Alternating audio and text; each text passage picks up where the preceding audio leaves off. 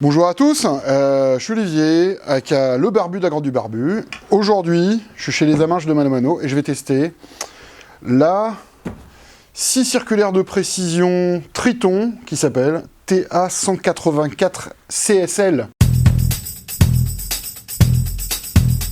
Donc, c'est quoi les caractéristiques de cette scie? Alors déjà, elle fait 1800 watts, c'est ce que j'ai vu quelque part. Ça prend des disques 285 mm. Les caractéristiques, c'est qu'il y a une visée laser. Sinon, ça reste une scie circulaire relativement classique. On a bien sûr la petite garde pour éviter de se faire couper les doigts. On a bien sûr le réglage de la hauteur de coupe. Et aussi l'angle de coupe. Donc il va de 0 jusqu'à 45 degrés. Comme beaucoup de ces scies classiques, on a une petite équerre qui vient se mettre sur le sabot de notre scie et qui va nous permettre de guider notre lame. Ça, c'est plutôt pratique. Pour les plus courageux qui veulent faire la découpe à la main ou à l'œil, ils peuvent utiliser le laser. Pour ceux qui sont à moitié aveugles comme moi, vous réglez votre équerre et la scie doit s'occuper du reste. On va tester tout ça avec nos trois matériaux. D'abord, une planche de lamellé collé qui a priori dû être, un morceau de sapin et un bout de bois de charpente. J'ai fixé ma petite équerre, je vais pas utiliser le laser rigolo qu'on utilisera sur un autre truc, et on va tenter de faire une première coupe.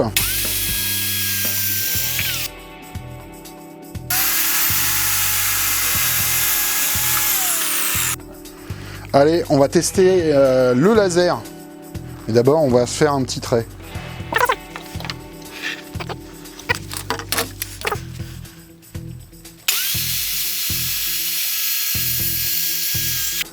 Hop.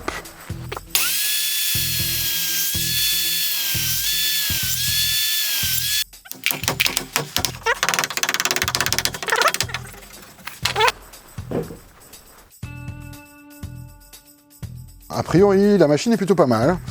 Alors c'est livré avec une lame de scie qui fait 24 dents.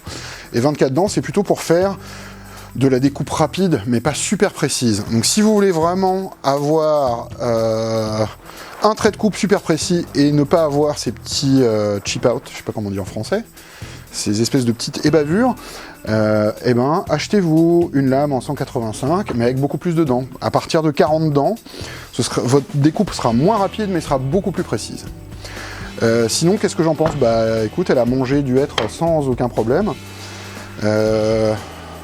Elle est plutôt stable, rien à redire.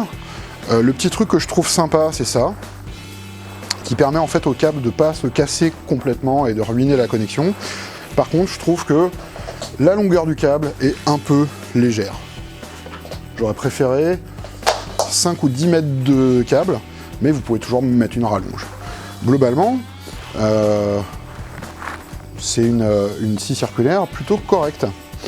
Un autre élément, c'est qu'en fait, le profil du moteur est relativement bas. Dans certaines scies circulaires, vous ne pouvez pas mettre de guide sur l'autre côté. Ici, si je baisse complètement à fond mon sabot, en fait, je peux très bien mettre un guide, pas pas un guide super élevé, mais un petit guide. Ce qui n'est pas le cas de toutes les scies circulaires. Donc globalement, pas de surprise, un truc qui devrait satisfaire 90% des gens pour leurs besoins. Il y a quand même quelques points qui sont améliorables. La première, c'est l'ergonomie. En particulier, alors, cet élément, il faut aller le chercher pour pouvoir bouger la hauteur de la scie. Et je vous avoue que moi, je fais ça que quand la machine est débranchée. Parce que, pour moi, mes doigts sont trop près de la lame de scie. Et je me fais une confiance moyenne. Le deuxième élément, c'est ici, pour régler l'équerre, on n'a pas vraiment de prise. Et vous voyez qu'ici, l'espace est super réduit entre les différents éléments. Donc, niveau ergonomique, moi, je lui donnerais un C+, peut mieux faire. Qu'est-ce que je pense du laser? Alors, petit disclaimer, en général, les lasers, j'aime pas. Là, honnêtement, il est plutôt pas mal. Il faudrait que je vérifie vraiment ma coupe pour être sûr que j'ai bien suivi mon trait bien correctement. Mais par rapport à d'autres modèles qui ont des lasers, celui-là est franchement pas mal.